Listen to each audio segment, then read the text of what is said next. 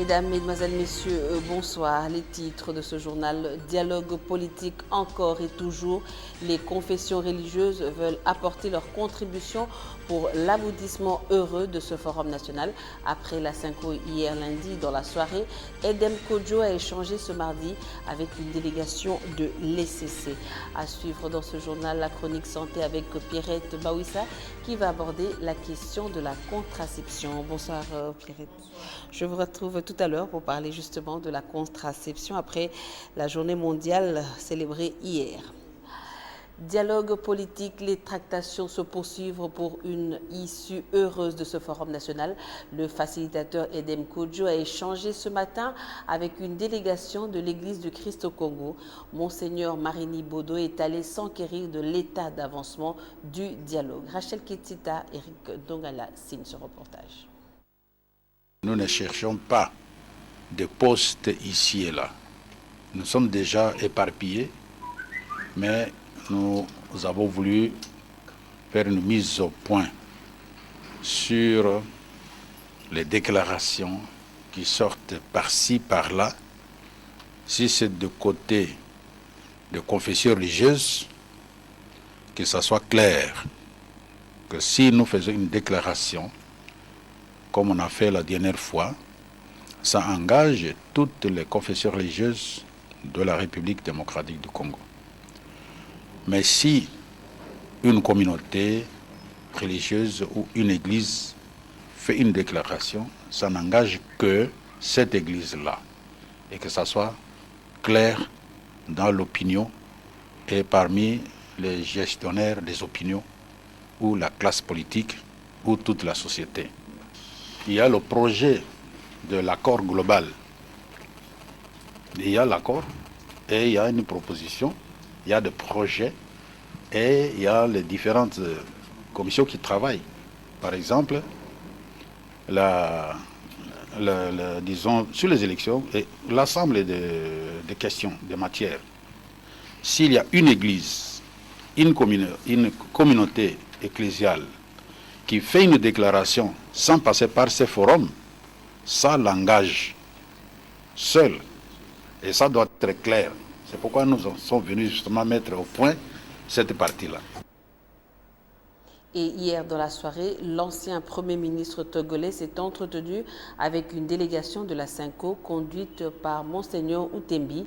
Les princes de l'Église catholique ont dit à Edem Kodjo qu'ils n'ont pas jeté un discrédit sur le dialogue, mais ils profitent de leur suspension afin de chercher par tous les mécanismes à obtenir la consensualité.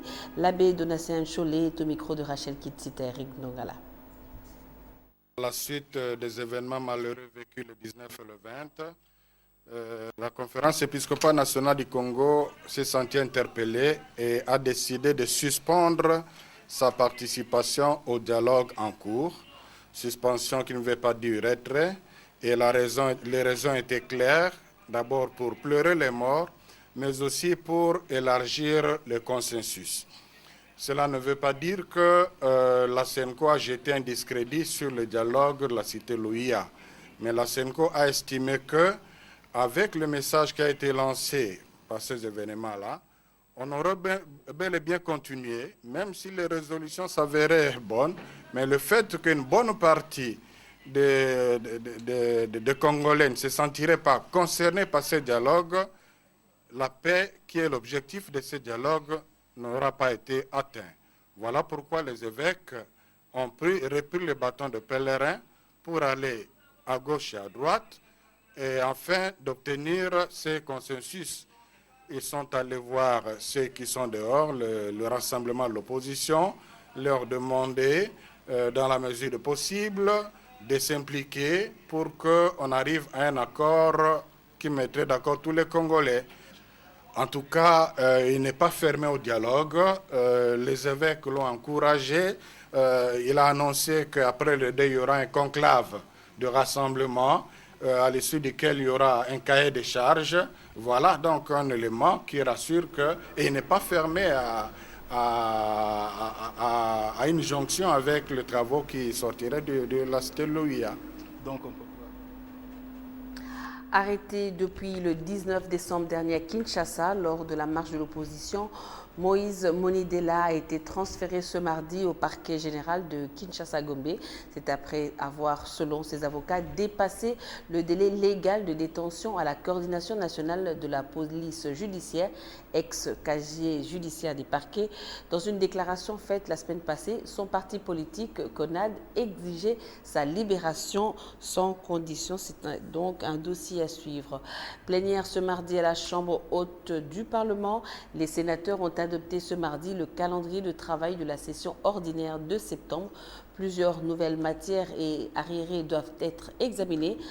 Par ailleurs, le président Léo Kengo déplore les récents incidents survenus à Beni, Kinshasa et Kananga. Félix Ilunga, Eric Kalambay, reportage. La première plénière de la Chambre haute a inscrit à l'ordre du jour l'examen et l'adoption du calendrier de travail de la session de septembre. Plusieurs nouvelles matières figurent dans ces calendriers, dont le projet de loi sur l'assistance judiciaire et le projet de loi organique portant institution, attribution et fonctionnement d'un médiateur de la République. Le président du Sénat en a profité pour appeler les acteurs à se ressaisir afin que les drames de Beni, Kinshasa et Kananga, qui ont fait de nombreuses victimes, ne se reproduisent plus. Les incidents dernièrement survenus à Beni, à Kinshasa et à Kananga ont occasionné de nombreux morts d'hommes.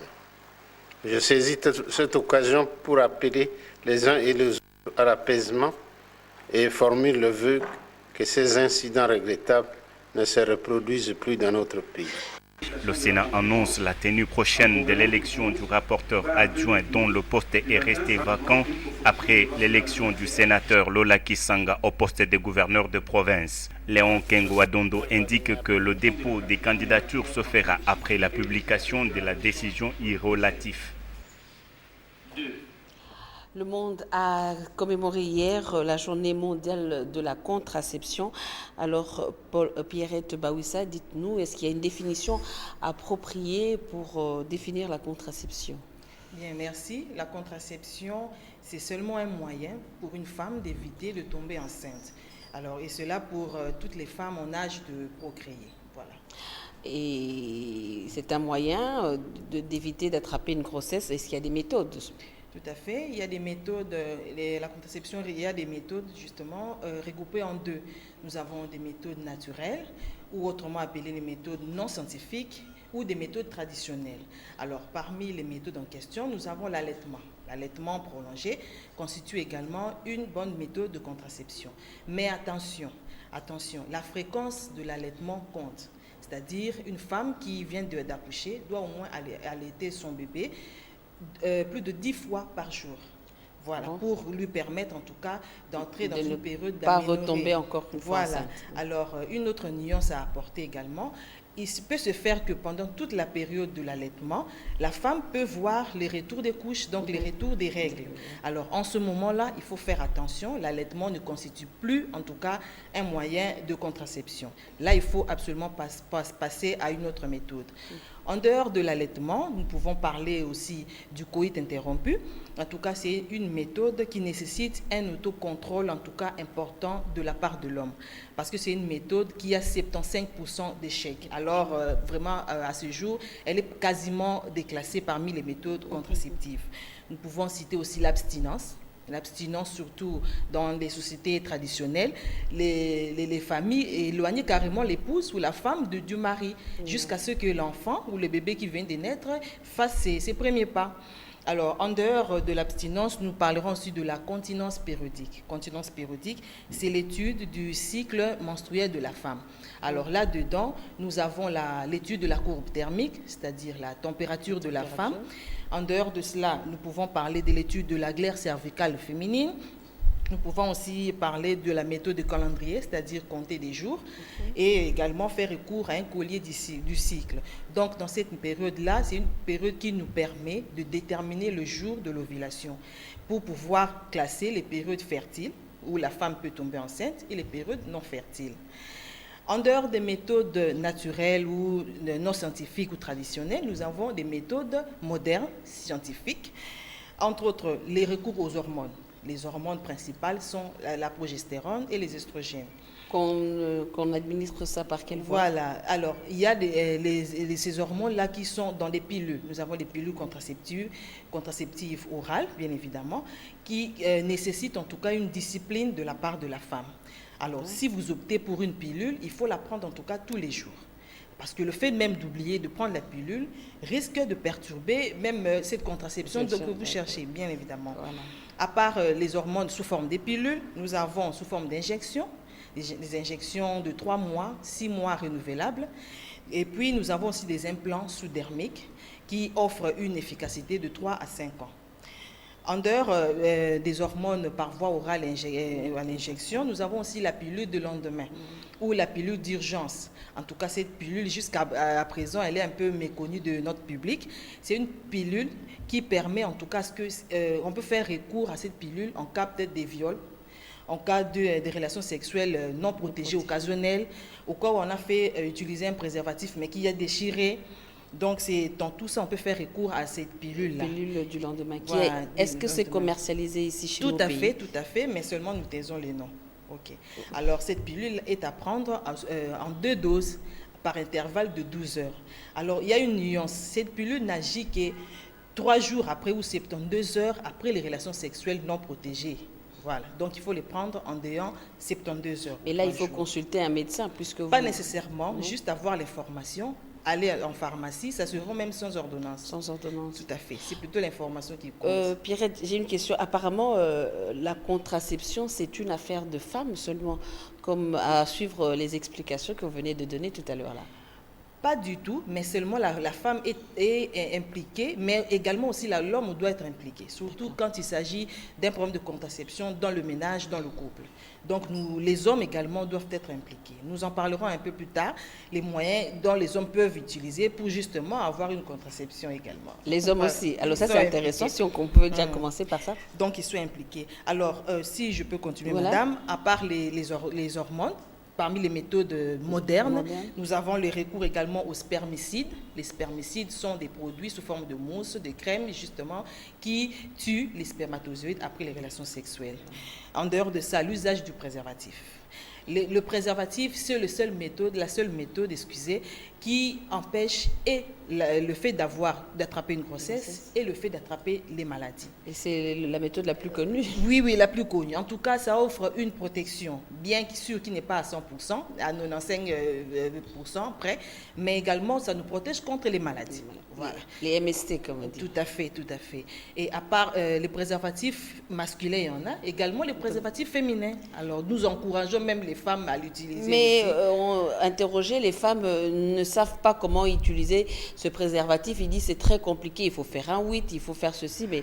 Bien, c'est une question d'abord d'information et puis d'accepter justement de l'appliquer. Dès que vous l'acceptez, on va vous expliquer, c'est pas du tout compliqué. Dans les zones en conflit, on demande aux femmes de porter ce préservatif féminin, même quand elles vont au champ, on peut le porter tout au long de la journée. Bon, tout au long de la journée. Ça, c'est plus pour les zones en conflit. En conflit, tout à fait. Parce qu'aller au champ, elle peut tomber sur un monsieur là qui peut la violer, donc ça peut la protéger. Alors, en dehors des préservatifs masculins et féminins, nous avons également l'usage du diaphragme, l'usage du stérilet. Le stérilet, c'est un dispositif intra-utérin qui est plus recommandé chez les femmes entre 30 et 40 ans. Voilà, parce que le stérilet possède le cuivre dedans qui neutralise les spermatozoïdes et également empêche l'implantation de l'œuf. Est-ce que le cuivre-là ne peut pas poser un autre problème, un cancer par exemple? Pas du tout. Alors, en dehors du stérilet, nous avons aussi la stérilisation. La stérilisation, c'est-à-dire rendre stérile. C'est-à-dire chez la femme, c'est un moyen chirurgical, ça fait recours à la chirurgie, un moyen irréversible. Toutes les méthodes qu'on vient de citer étaient réversibles jusque-là. Donc, c'est-à-dire quoi? On peut se dire, voilà, on ne va pas tomber enceinte pendant une période donnée et décider par la suite d'avoir un enfant. Et puis, avec les autres méthodes, là, c'est facile, on peut procréer. Mais seulement lorsqu'on fait recours à la stérilisation, c'est fini, c'est une méthode irréversible. On ne peut plus concevoir. Alors, chez la femme, comme je l'ai dit tantôt, c'est une chirurgie, on fait la ligature des trompes. La femme ne peut plus accoucher. Chez l'homme, on fait la ligature des canaux déférents, qu'on appelle en termes techniques la vasectomie. Les canaux déférents sont des canaux qui, justement, permettent la migration ou la montée des spermatozoïdes. Est-ce qu'on peut avoir le pourcentage des hommes qui ont fait cette pratique? Puisque je ne vois pas un Congolais faire cette pratique. Bien, en tout cas, en société africaine, c'est difficile. D'autant plus que chez nous, en Afrique, les hommes font des enfants, même à un âge très, très avancé. 80, 90 ans, s'il est fort, il le fait. Mais donc, en tout cas, en gros, on peut dire qu'en Afrique, en tout cas, le pourcentage est jusque-là moindre. Voilà. Très, très moindre. Parmi toutes ces méthodes, apparemment, c'est pour des personnes qui vivent en couple, des mariés. Est-ce que la contraception est permise chez les jeunes? Chez les jeunes qui vivent encore chez eux, voilà. Oui, les hommes, tout comme les femmes, bon, en tout cas, c'est relatif. C'est relatif, mais nous ne conseillons pas. Nous parlons plus de la contraception dans le foyer, parce que c'est dans le foyer où c'est recommandé de faire des enfants. Parce que de faire des enfants, et non quand on est encore chez les parents. Mais les jeunes qui sont sexuellement actifs, c'est ça le danger? Oui, pour les jeunes adolescents, s'il faudrait quand même conseiller, nous pouvons conseiller la pilule de lendemain, également l'usage des préservatifs. Parce que, à part la grossesse, il y a aussi les maladies qui existent. Alors Pierrette, nous allons conclure cette page, cette chronique santé, avec quelques recommandations. Bien, les recommandations, nous demandons aux couples, en tout cas, de planifier les naissances en faisant recours à la contraception. Nous avons énuméré tout à l'heure beaucoup de méthodes. Il suffit de se faire consulter ensemble avec le médecin. Et le couple, ensemble avec le médecin, va choisir une bonne méthode adaptée à la cliente. On les appelle les clients, adaptés à la cliente pour pouvoir espacer les naissances. D'autant plus que la situation économique devient assez difficile. Alors, nous conseillons aussi pour la santé de la maman et des enfants qui sont déjà nés d'utiliser une des méthodes contraceptives pour leur bien. Mais peut-être la toute dernière question, la question de la contraception. Hier, c'était la journée mondiale, mais on a essayé de faire un micro-baladeur, micro-trottoir, mais les femmes se gênaient de parler des méthodes de contraception. Est-ce un tabou? Pas du tout. Pas du tout, d'autant plus qu'elles sont tellement impliquées et leur santé en va de soi. Elles ne doivent pas du tout être gênées de parler de la contraception. D'accord, merci Pierrette et je vous retrouve mardi prochain pour notre chronique. Merci. Dans le reste de l'actualité, avec cette bonne nouvelle pour les usagers du boulevard du 30 juin au niveau de la place Osimat, après 2 mois de travaux, le trafic a repris depuis le week-end dernier. Les travaux consistaient à la construction d'un dallo à 2 pertuis en béton armé en remplacement des dallos métalliques complètement détruits. Pour l'heure, la CGD s'y emploie à poser les lampadaires de part et d'autre pour l'éclairage public. Hermione Yanvou et Doudou Kassouba pour le constat.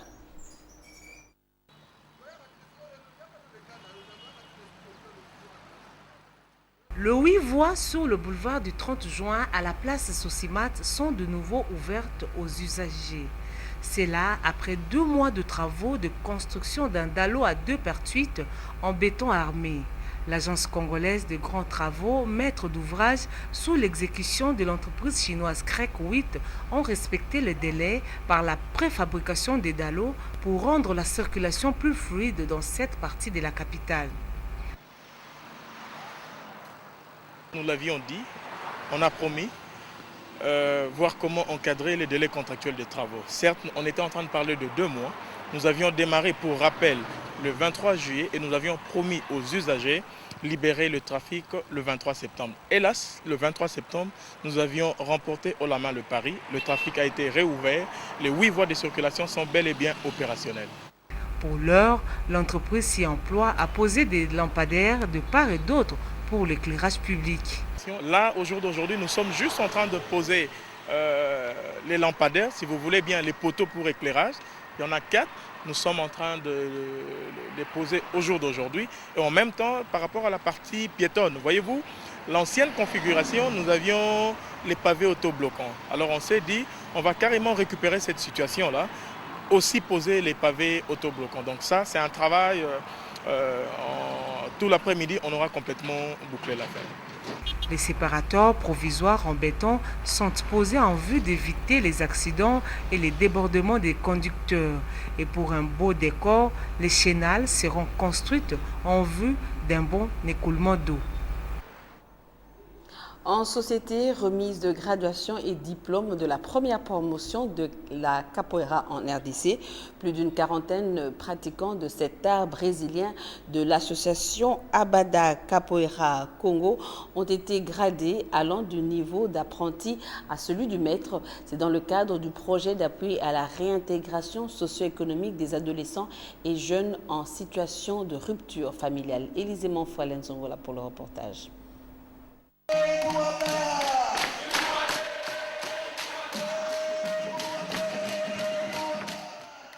Après une décennie d'apprentissage de la discipline mélangeant lutte, acrobatie, musique et danse, des capoeiristes, adolescents et jeunes en rupture familiale de Kinshasa, de l'Est et de l'ex-province de l'Équateur ont été promus à de nouveaux grades.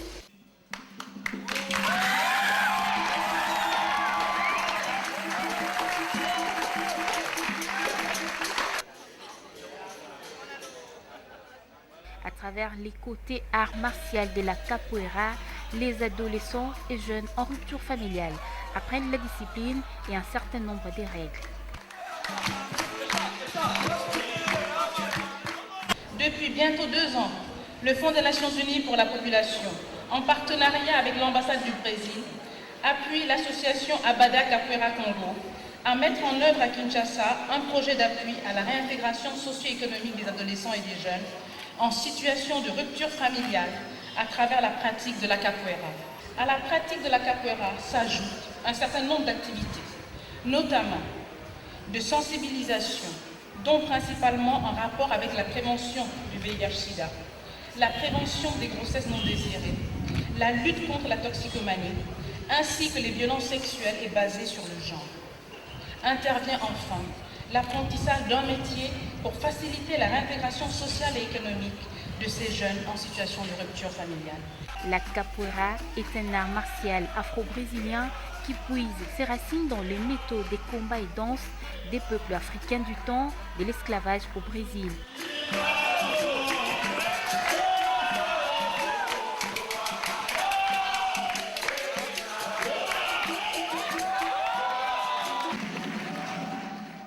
À Kinshasa, la capoeira a été introduite en RDC par un groupe de jeunes dont Yannick Salambo, passionné d'art martial.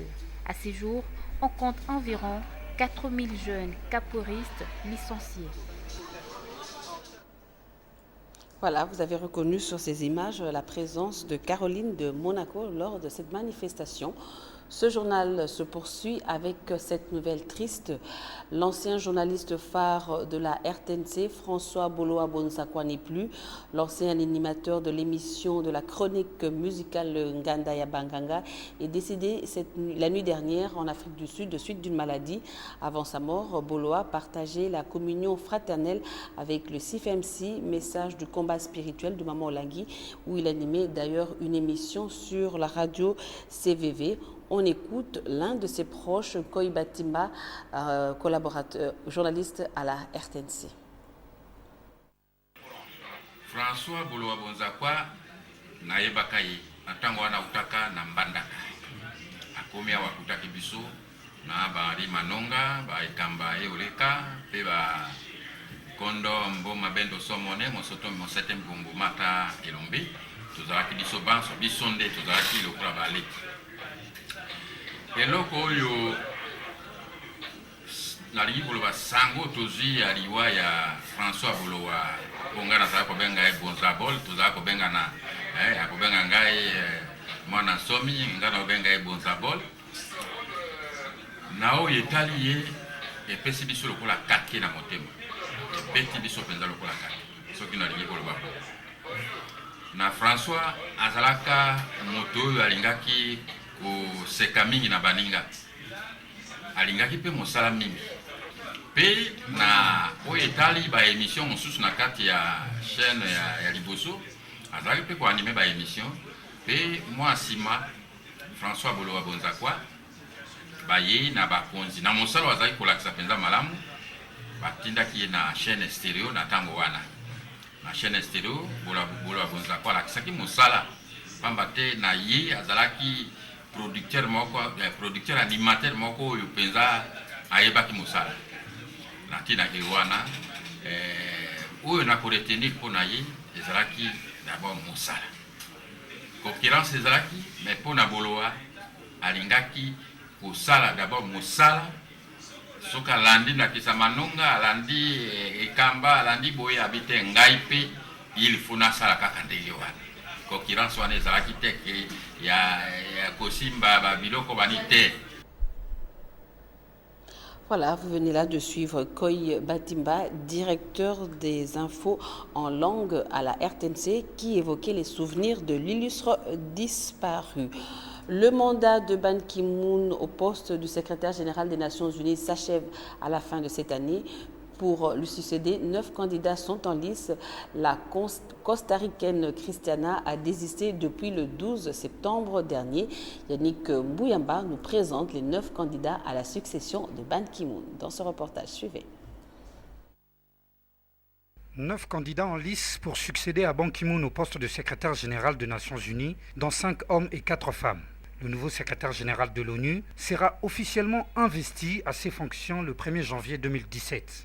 Avec 12 votes favorables sur 15, l'ancien Premier ministre portugais et haut-commissaire pour le réfugié, António Guterres, est favori pour succéder à Ban Ki-moon et devance l'ancien chef de la diplomatie slovaque, Miroslav Lajčák. Un principe non dit et écrit, inscrit dans l'histoire de cette institution internationale, militaire pour une rotation géographique par continent, qui voudrait qu'un candidat issu de l'Europe de l'Est prenne la place du diplomate coréen. En avril dernier, l'ONU a demandé aux candidats souhaitant se représenter à ces échéances de défendre leur candidature devant son Assemblée générale en raison des différentes critiques qu'elle faisait l'objet liées à la transparence des résultats des scrutins. À l'instar de Miroslav Lajčák et António Guterres, Irina Bokova, Helen Clark, Natalia German font aussi partie de la liste de ceux qui veulent prendre la direction du secrétariat général des Nations Unies, pour ne citer que cela.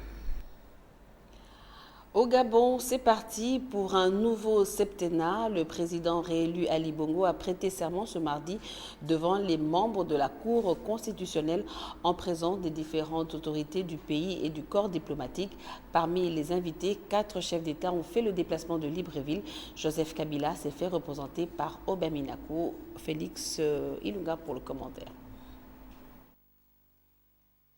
4 jours après la validation de sa réélection par la Cour constitutionnelle gabonaise, Ali Bongo Ondimba a prêté serment pour un nouveau mandat de 7 ans.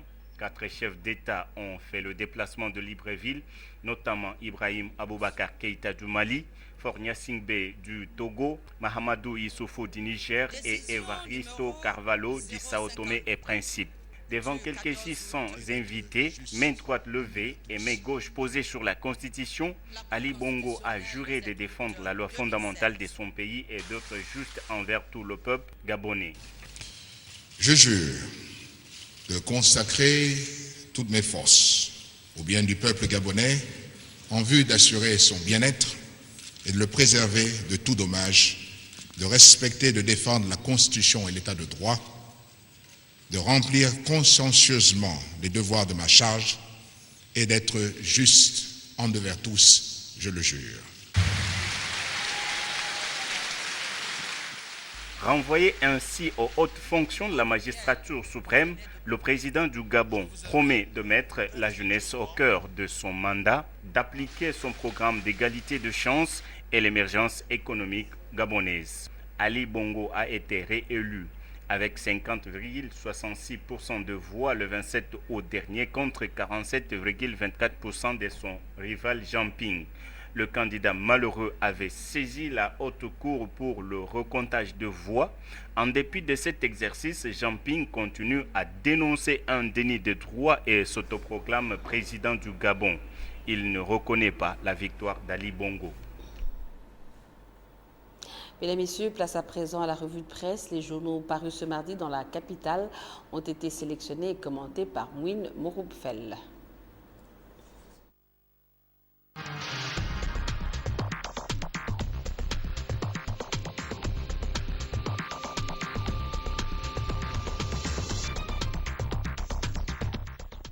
En d'autres temps, la visite du chef de l'État au Vatican aurait donné lieu à moult commentaires enthousiastes. Mais intervenant dans le contexte de l'ambiance quasi insurrectionnelle des 19 et 20 septembre, Elle ressemblerait plutôt à un voyage à Canossa. Les dépêches de Brazzaville se contentent du communiqué laconique qui relève, je cite, l'importante contribution de l'Église catholique à la vie de la nation à travers ses institutions éducatives, sociales et de santé. Mais ce serait faire fausse route d'imaginer que Kabila est allé au Vatican parler des collèges et hôpitaux construits par les catholiques. C'était une visite éminemment politique comme le fait remarquer l'Avenir, d'autant que le souverain pontife s'est déclaré partisan d'un dialogue respectueux et inclusif. Il y va de la stabilité et de la paix en RDC. Par ailleurs, une importance particulière a été accordée à la persistance de la violence dans la partie est du pays, fait remarquer le vrai modérateur, aussi bien que sur l'urgence de la coopération au niveau national et international pour mettre fin aux souffrances des populations. Selon Forum des As, Joseph Kabila et le pape François ont passé en revue les principaux points d'actualité lors de leur entretien à huis clos. Au cours de ces rendez-vous qui avaient été pris avant les violences meurtrières du 19 et 20 septembre, le chef de l'État congolais et le souverain pontife ont manifesté leur intention d'œuvrer pour l'unité de ce grand pays catholique d'Afrique en encourageant notamment la résolution pacifique des conflits. Le potentiel poursuit une espèce de fixation sur le dialogue politique qui n'en finit pas de finir. Cette fois, le journal voit le facilitateur Edem Kodjo soumis à de fortes pressions occidentales, surtout après cette déclaration conjointe signée le 24 septembre, simultanément à Addis Abeba, New York, Bruxelles et Paris, soulignant l'urgence d'un dialogue inclusif mené avec le plus grand nombre d'acteurs politiques en vue d'élections pacifiques et crédibles. Retour avec Forum des As sur les retombées judiciaires des violences des 19 et 20 septembre. Dans son éditorial intitulé « À chacun sa plainte », le journal écrit que chaque plaignant du matin se retrouve lui-même comme accusé dans la plainte de l'après-midi. Pour sûr, l'onde de choc des folles journées des 19 et 20 aura un retentissement judiciaire à l'image du Congo, pays de toutes les démesures, car chaque présumé auteur ou co-auteur intellectuel des destructions méchantes a tôt fait de s'ériger en plaignant. Cette phrase est à lire et à comprendre également en sens inverse. Vous m'accusez d'avoir commandité le pillage et le plasticage de la permanence de votre parti? Eh bien, moi aussi, je vous rends l'appareil. Qui est accusé? C'est qui le plaignant? Où est la victime? Quid de son bourreau? Au procureur général de la République de gérer cet imbroglio en chaîne. Un risque d'embrouillamini judiciaire en perspective. Le danger, c'est que ces accusations croisées créent un écran de fumée sur des faits gravissimes qui ont été commis lors de la marche initiée par le rassemblement. Auquel cas, la justice passerait un temps fou pour démêler le vrai du faux, le sérieux du fantasque, le comique du tragique, avec à la clé le risque de voir le nécessaire rétablissement de responsabilité traîner en longueur, ce qui, très vraisemblablement, ne serait pas pour déplaire à certains dans cette corrida judiciaire. Enfin, en dépit de ce tohu-bohu politique, il se trouve tout de même des citoyens, voire même des citoyennes, au patriotisme chevillé au corps, comme cette dame Rita Masengo Lutangazi, qui déclare dans le potentiel que le drapeau national, c'est l'âme de tout un peuple, un identifiant qui fait de nous des Congolais. À la question de savoir si le drapeau est respecté, Rita Masengo répond par la négative. Selon elle, le drapeau est agressé par la pluie, le vent, la poussière et l'usure. Nos couleurs nationales, sans défense et sans recours possible, se sont réfugiées dans le complexe d'infériorité le plus effarant. Le drapeau ne flotte plus fièrement au vent de nos espérances, il flotte lamentablement. Il est insipide, insensible et muet. Il est malade et souffre de la pathologie, de l'insouciance et de l'incivisme. Enfin, Rita Masengo espère que cette méprise sera très rapidement corrigée pour que tout revienne dans l'ordre. Voilà, et venant d'une femme, ça donne matière à réflexion. Merci Mouine pour cette revue de presse et c'est la fin de ce journal. Mais je vous retrouve tout à l'heure à 20h, mais cette fois-ci dans le cadre de l'émission Consultation avec comme invité M. Gaston Kanunzaou. Il est directeur d'une structure sanitaire qui facilite le transfert des malades du Congo à l'étranger. Complètement terminé, il ne me reste plus qu'à vous souhaiter bonne suite de programme sur nos antennes. Au revoir.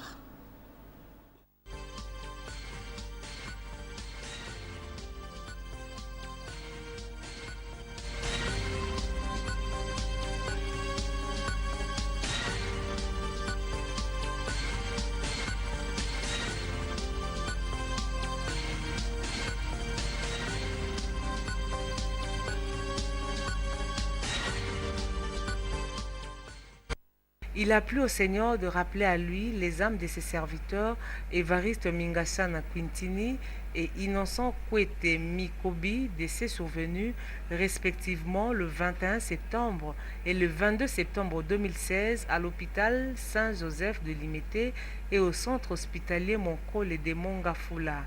Les familles Kwete, Mutombo, Raphaël, Alabadi, Bamba, Mulongoshi, Hélène, Mitong, Lei et Sembula annoncent aux amis et connaissances ainsi qu'aux ressortissants de Moueka qu'en attendant le programme de funérailles, le deuil se tient sur l'avenue Luila numéro 16, quartier Yolo Nord dans la commune de Kalamou. Référence arrêt Bongolo, croisement Kimwenza Bongolo. Les familles éplorées demandent à tous ceux qui ont connu Messieurs Évariste Mingashanga Quintini et Innocent Kwete Mikobi de garder une pensée pieuse en leur mémoire. Il a plu au Seigneur de rappeler à lui les âmes de ses serviteurs Évariste Mingashana Quintini et Innocent Kwete Mikobi, décès survenus respectivement le 21 septembre et le 22 septembre 2016 à l'hôpital Saint-Joseph de Limete et au centre hospitalier Monkole de Mongafula.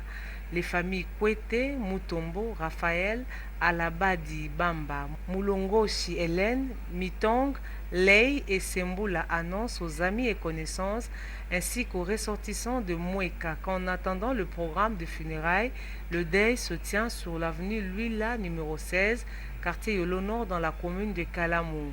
Référence arrêt Bongolo, croisement Kimwenza Bongolo.